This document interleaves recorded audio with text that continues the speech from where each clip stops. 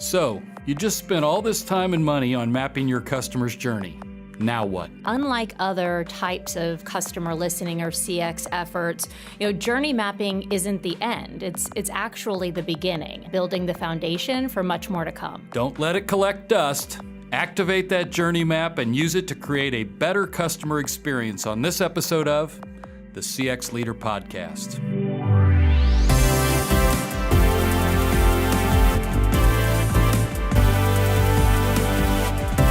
The CX Leader Podcast with Steve Walker is produced by Walker, a business consulting firm that helps our clients unlock the potential of their customer experiences by placing the customer at the heart of all their business decisions. You can find out more at walkerinfo.com. Hello, I'm Steve Walker, Chairman and CEO of Walker Information, and also the host of the CX Leader Podcast, where CX leaders like you come to get all the resources you need to have a great CX program for your company that not only helps your career and your company succeed, but also helps your customers and prospects want to do more business with you and your company. In the last two episodes, we've spent time talking about the detours you need to avoid when creating your customer journey map. Don't create a process map, and don't skip out on your customer's input. Now let's discuss what to do with the map once you have it, what we refer to as activating the map. And to help us with ideas on how to put that new shiny journey map to good use is Allison Grayson, Vice President and Certified Customer Experience Professional here at Walker, and also a frequent guest on the CX Leader Podcast. Allison, welcome back. Thank you so much. You were just talking about how you feel like you've been doing this a lot, but maybe that's because you're pretty good at it.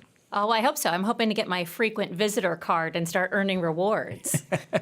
So just for background, just tell our listeners just a little bit about your experience and what you do here at Walker. Sure. Well, I've been with Walker for quite a while now, working in the consulting services group where I have an opportunity to really help engage organizations in understanding how they should listen, being able to conduct things like journey maps, workshops, and really help organizations put customer insight to action and make an impact in their business. And you've worked with lots of companies, mostly large, but not all super large, but a variety of sizes and scopes.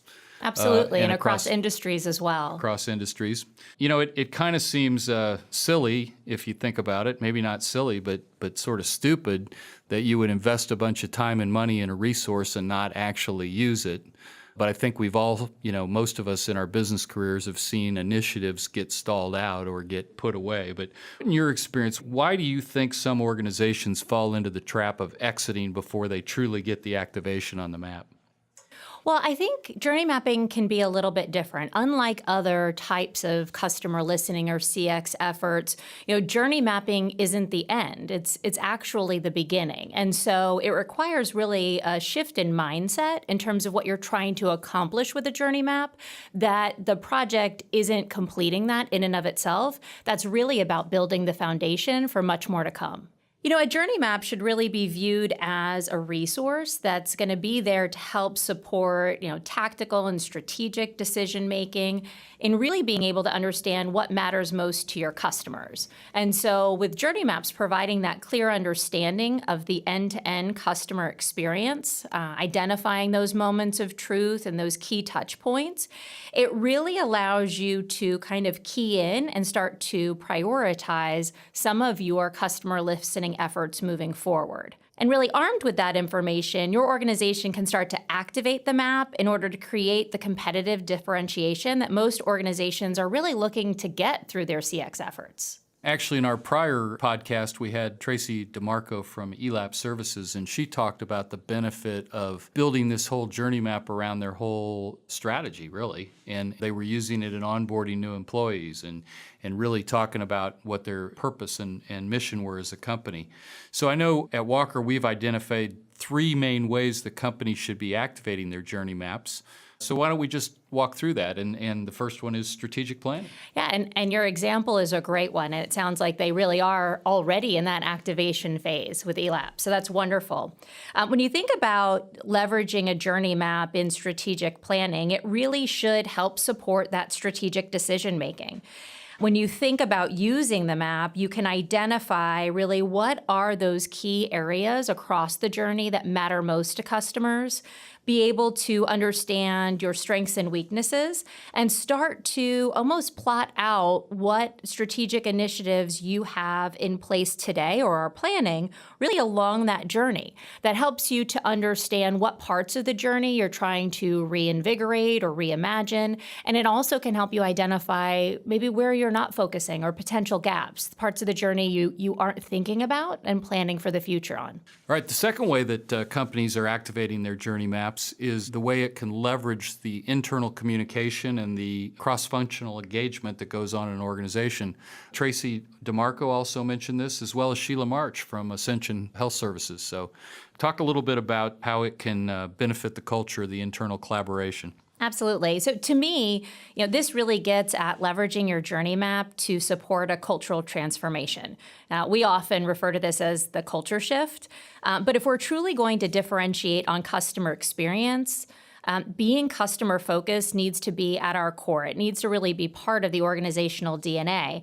And really your journey map can serve as a foundation to help to bring about that transformation. And one of the ways is to use that map in training new hires and reinforcing your customer focus and the journey of the customer for existing employees as well.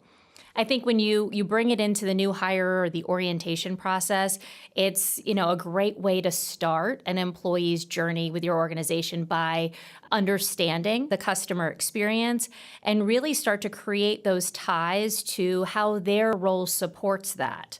One of our clients is known for saying you play one of two roles. You either directly support the customer or you support someone who does. And I love that because I think it really helps to eliminate the degrees of separation between each employee and the customer experience. And so as you start to leverage the journey map and remove those degrees of separation, you start to create understanding and empathy, not only for the other people that you work with within the organization, but building that empathy for the customer as well.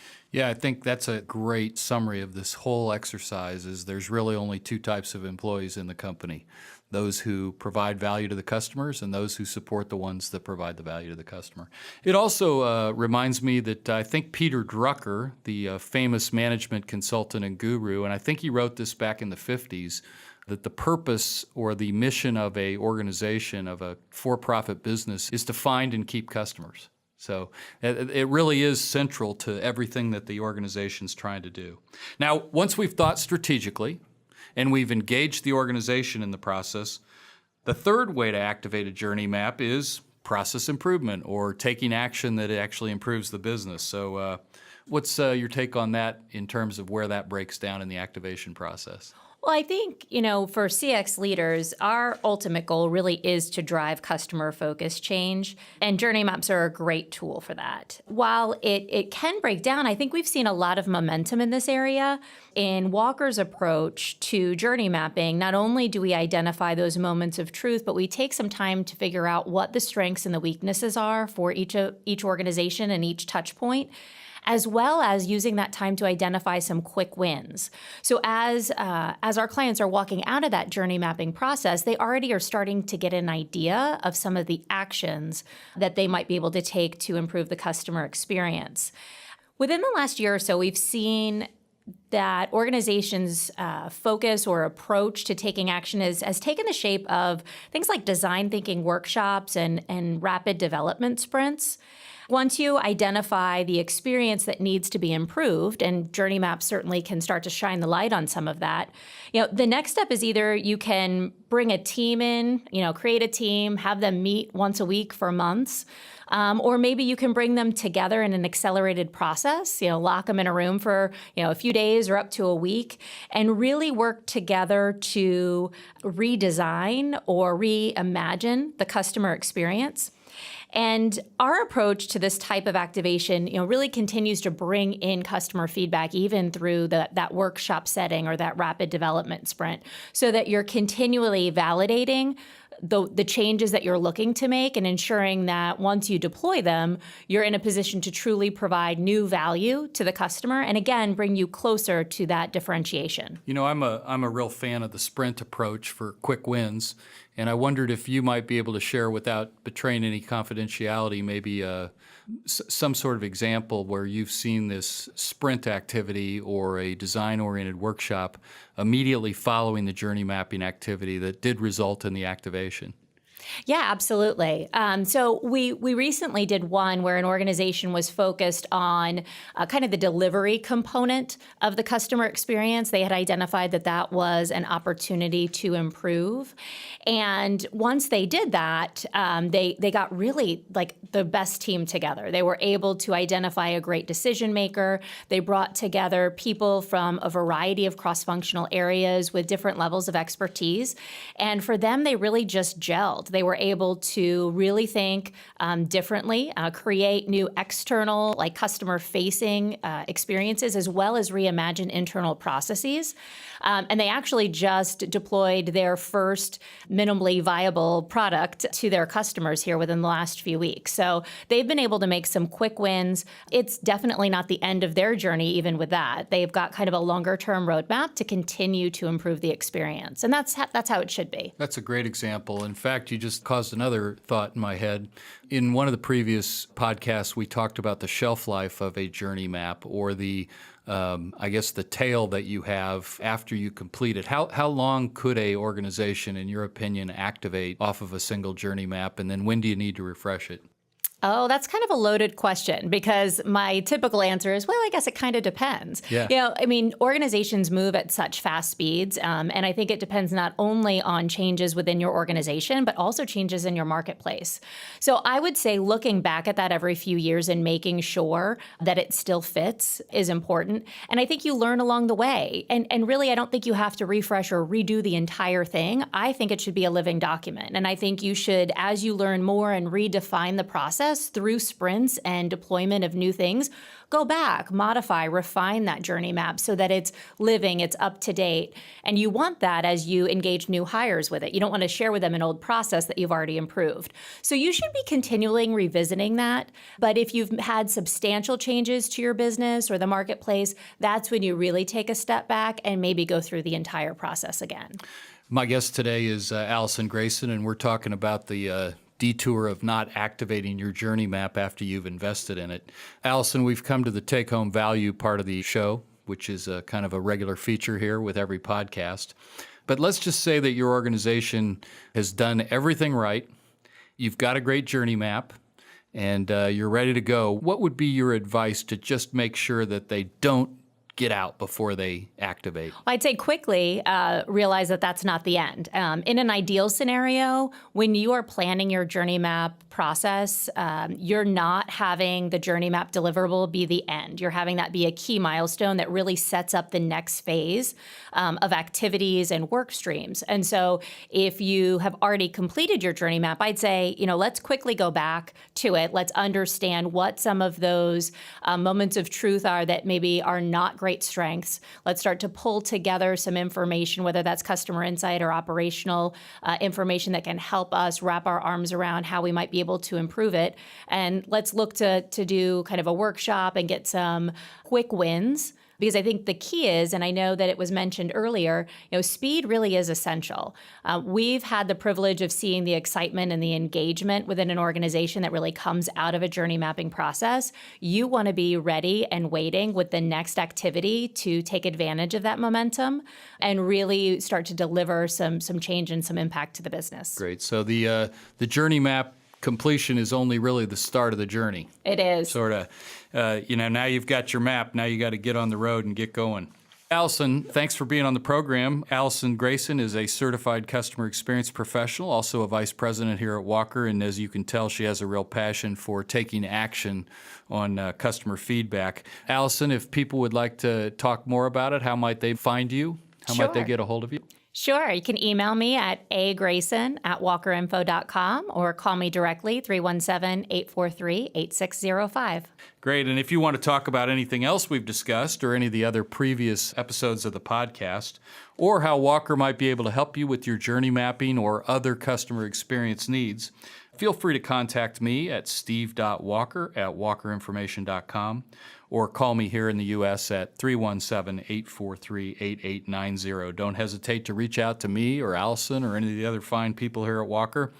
We would love to talk to you more about your customer experience and how you're making that a competitive advantage for your company. And a double bonus on the take-home value part of the show this week, as it has been for this entire series on journey mapping. We have an ebook that is available on our website. It's free to download. The ebook is titled When Journey Maps Don't Go the Distance, 3 Detours to Avoid. We also have an infographic that goes with it, and we have some videos that we've produced, and all of the show notes page from this episode, as well as a webcast that we did on this topic. You can find all that at walkerinfo.com/podcasts. And if you're a new listener, you can subscribe to this podcast from that website, but we're also on iTunes, Spotify, and iHeartRadio. Thank you for listening to this episode of the CX Leader Podcast, which is a production of Walker.